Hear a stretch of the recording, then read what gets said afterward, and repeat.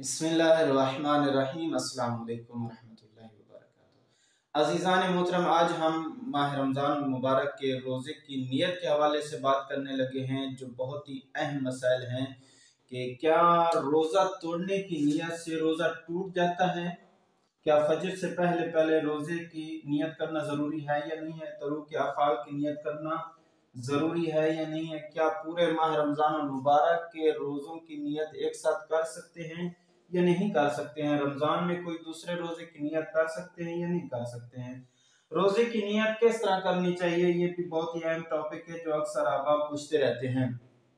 आइए ज़रा इनकी तफसील के बारे में जानते हैं कि इनके बारे में क्या हुक्म है। रोज़ा तोड़ने की नियत से अज़ीज़ान मोहतरम रोज़ा टूट जाता है।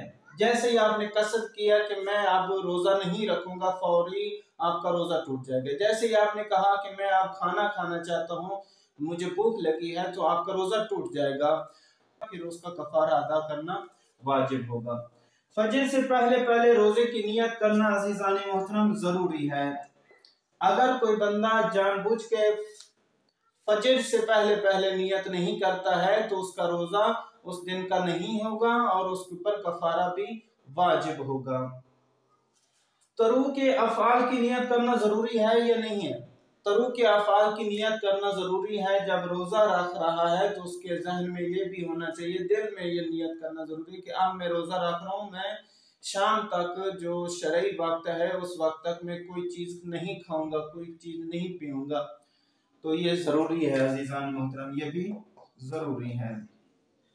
क्या पूरे माह रमजान के रोजों की एक साथ नियत कर सकते हैं या नहीं कर सकते? जी हाँ, आप पूरे माह रमजान के रोजों की नियत कर सकते हैं। बल्कि रवायत में मिलता है कि जो बंदा माह रमजान मुबारक में नियत करता है पहले रोजे से कि मैं पूरे माह रमजान के रोजे रखूंगा, तो अगर वो 15 या 10 रोजे को मर जाता है, दुनिया से चला जाता है, तो अल्लाह तबारक व तआला उसको पूरे माह रमजान मुबारक के रोजों का सवाब अता करता है।